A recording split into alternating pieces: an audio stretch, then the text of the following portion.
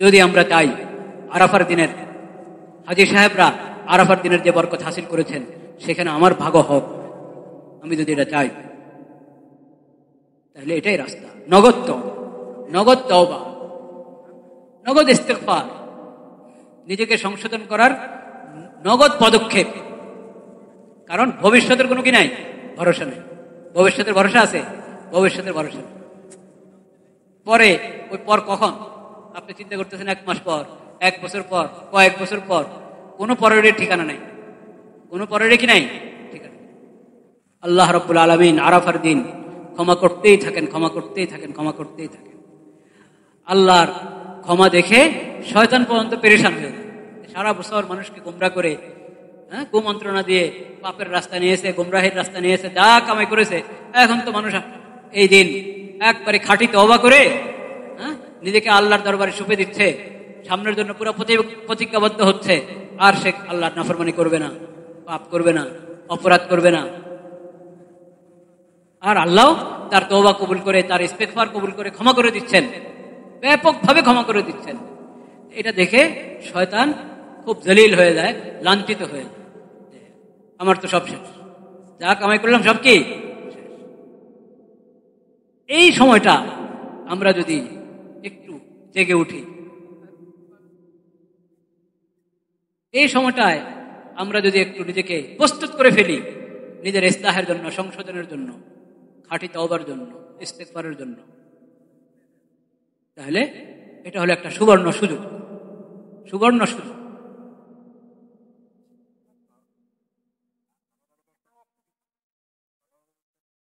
আল্লাহর মাগফিরাতের দরজা যখন পুরো উন্মুক্ত, ব্যাপকভাবে মাগফিরাত হচ্ছে, তখন আমি কেন মাগফিরাতের আশা করব না? কেন আমি মাগফিরাতের আমল করব না? কেন আমি খাঁটি দিলে তওবা করব না? কেন নিজের জিন্দেগির পিছনের কাফারা দেওয়া শুরু করব না? সামনের জন্য নিজেকে ইসলাহ করার, সংশোধন করার চেষ্টা করব না? আল্লাহ রাব্বুল আলামিনের মাগফিরাত দেখে মানুষের মধ্যে 2 ধরনের চিন্তা আসে। একটা হলো সঠিক চিন্তা, আর একটা হলো ভুল চিন্তা। একটা হলো আল্লাহর মুত্তাকি বান্দাদের তরিকা, আর একটা হলো নাফরমান বান্দারা যারা শয়তানের তালে চলে, শয়তানের পদাঙ্ক অনুসরণ করে, তাদের রাস্তা। আমরা কোন রাস্তায় থাকবো? আল্লাহর মুত্তাকি বান্দাদের রাস্তায় থাকবো। তাদের রাস্তাটা কি?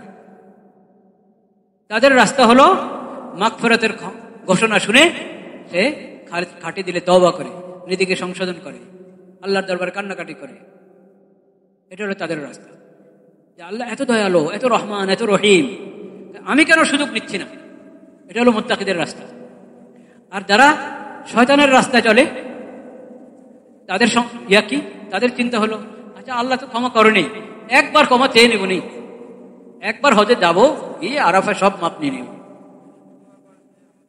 একবার হজে গিয়ে আরাফায় সব মাপ নেব। এখন আমি উদাসীন হয়ে থাকবো, এখন উদাসীন হয়ে থাকবো, এটা এখন গুনার মধ্যেই লিপ্ত। আল্লাহ যখন এতই ক্ষমা করেন, একবার ক্ষমা চেয়ে নেব। এটা শয়তানের রাস্তা। এটা কার রাস্তা? শয়তানের রাস্তা। মুমিনের রাস্তা কোনটা? মুত্তাকিদের রাস্তা কোনটা? মুত্তাকিদের রাস্তা, আল্লাহ এত ক্ষমা করছেন, আমি এখনই আল্লাহর কাছে ক্ষমা চাই, এখনই তওবা করি, এখনই ভালো হয়ে যাওয়ার চেষ্টা শুরু করি, এখনই নিজের পিছনের জিন্দেগির কাফারা দেওয়া শুরু করি।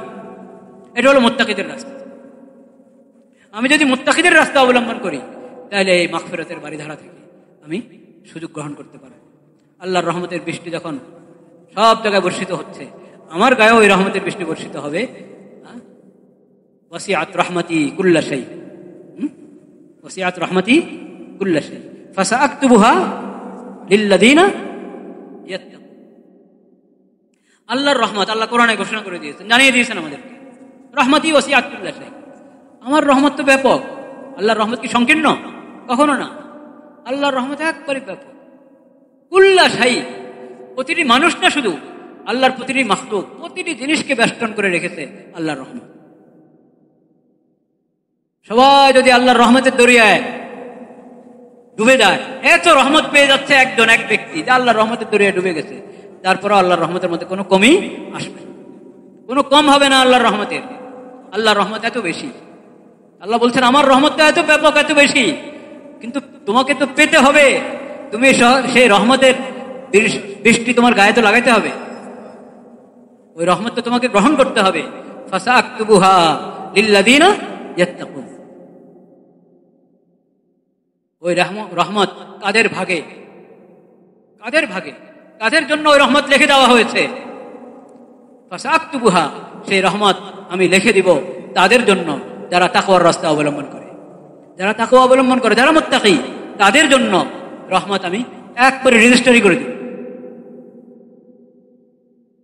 ভাইরা আমার, আল্লাহর রহমতের শেষ নাই, আল্লাহর মাগফিরাতের শেষ নাই, কিন্তু সেটা হাসিল করতে হলে আমাকে মুত্তাকি বনতে হবে। আমাকে কি বনতে হবে? মুত্তাকি বনতে হবে। উদাসীন হয়ে পড়ে থাকলে হবে না, অবহেলাতে পড়ে থাকলে হবে না।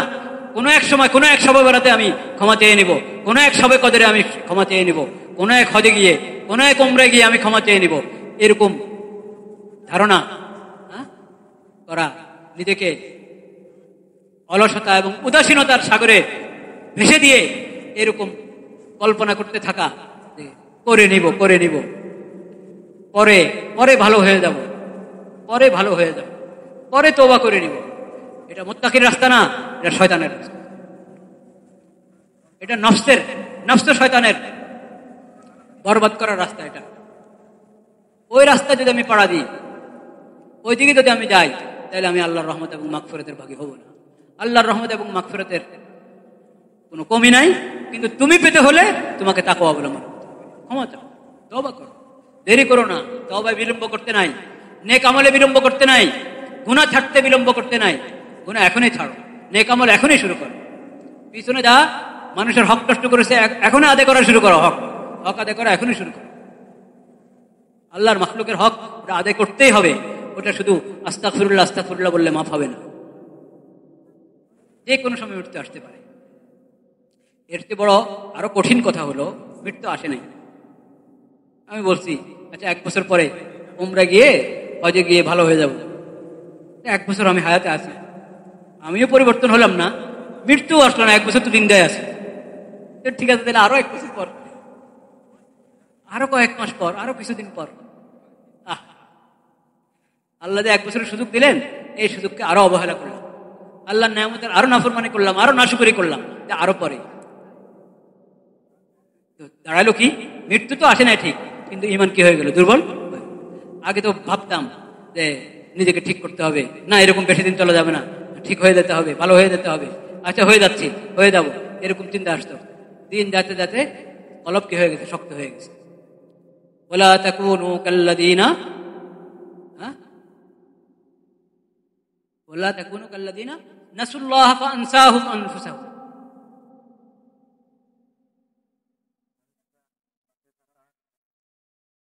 সূরা হাদীদের মধ্যে আছে কাসাত কুলুবুহুম, ওদের মতো হয়েও না যাদের দিল শক্ত হয়ে গেছে। করতে করতে দিন যায়, না ইলমের চর্চা, না আমলের চর্চা, খালি করছি, ওইভাবে দিল কি হয়ে যায়? শক্ত। দিল শক্ত হয়ে গেলে তখন আর আল্লাহর জিকিরের মজা পাওয়া যায় না, কোরআন তেলাওয়াতে মজা পাওয়া যায় না, ইবাদতে মজা পাওয়া যায় না, সমস্ত ইবাদত বোঝা মনে হয়, নেক আমল বোঝা মনে হয়, গুনার মধ্যে খালি স্বাদ পাওয়া যায়, খালি গুনাতে স্বাদ পাওয়া যায়। তখন আর এই চিন্তাও আসে না যে 1 বছর পর উমরা গিয়ে মাপ নিয়ে নেব, 1 শবে বরাতে মুনাজাত দিয়ে মাপ নিয়ে নেব, এই কথা আর মাথায় আসে না। দিল এত শক্ত হয়ে যায়। তাহলে পর কি আমার হাতে আছে? পরে করব, ভবিষ্যতে করবো, এটা আমার হাতে নাই। হয়তো এর আগে মরেই যাব, এর আগে এমন এক অসুস্থতা এসে গেছে, এখন আর কথাও বলতে পারি না, আস্তাগফিরুল্লাহ উচ্চারণ করার শক্তিও নাই, বা পুরো সুস্থ, কোনো সমস্যা নাই, কিন্তু দিল শক্ত। আমি সুস্থ কিন্তু আমার দিল অসুস্থ, আমি সুস্থ কিন্তু আমার দিল কি? অসুস্থ। ইমানি শক্তি হারিয়ে ফেলেছি, এখন আর তওবার তৌফিক হয় নাই। এজন্য বিলম্ব করতে নাই, এজন্য কি করতে নাই? বিলম্ব করতে নাই। আল্লাহ তাআলা বলেছেন সারিউ, মাগফিরাত চাচ্ছ, দৌড়াও এখনই, বিলম্ব করো না।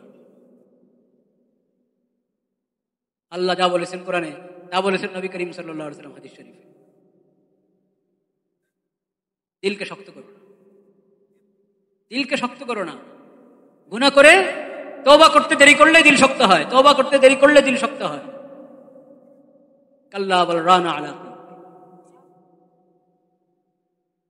ফাওয়াইলুল লিল কাসিয়াতি কুলুব, কোরআনে যা আল্লাহ বলেছেন, নবী করিম সাল্লাল্লাহু আলাইহি ওয়াসাল্লাম হাদিস শরীফে ওগুলো আরো বারবার বলে বলে বিস্তারিত বলে বলে আমাদেরকে শিখিয়েছেন যে আজকের কাজ কালকের উপরে ফেলে রেখো না। নেক আমল করার চিন্তা করেছ, দেরি করো না। গুনাহ থেকে বাঁচার আগ্রহ সৃষ্টি হয়েছে অন্তরে, তাইলে আর কালকের জন্য ফেলে রেখো না, এখনই করো। হাসিবু আনফুসাকুম ক্বাবলা আন তুহাসাবু, ওই কথা সাহাবীরা বলেছেন। হাসিবু আনফুসাকুম ক্বাবলা আন তুহাসাবু, হাসর ময়দানের হিসাবের অপেক্ষা বসে থেকো না, এখনই তুমি তোমার হিসাব নাও। মিজানে তোমার আমল ওজন করা হবে, ওটার অপেক্ষা বসে থেকো না, এখনই তুমি তোমার মাপ নিজে নিয়ে। তোমার নেকির পাল্লা ভারী না গুনার পাল্লা ভারী, তুমি নিজে হিসাব করো না, নিজে মাপ করো না, ওজন করো, এখনই ওজন করো, দেরি করো না। ইদা আসবাহাতা ফালা তানতাযিরিল মাসা, সকালে উপনীত হয়েছ, সন্ধ্যার অপেক্ষা করো না। সন্ধ্যা উপনীত, ইদা আমসাইতা ফালা তানতাযিরিস সাবাহা, সন্ধ্যা উপনীত হয়েছ, সকালের অপেক্ষা করো। তুমি জানো না যে কিছুক্ষণ পরে তুমি কোন হালাতে আসো, জিন্দাদের সঙ্গে আসো না মৃত্যুদের কাতারে চলে গেছো। এই তো শিক্ষা আল্লাহ রাব্বুল আলামিনের কোরআন কারীমে, এই তো শিক্ষা নবী করিম সাল্লাল্লাহু আলাইহি ওয়াসাল্লামের হাদিস শরীফে, এই তো শিক্ষা নবী সাল্লাল্লাহু আলাইহি ওয়াসাল্লামের সাহাবীগণের।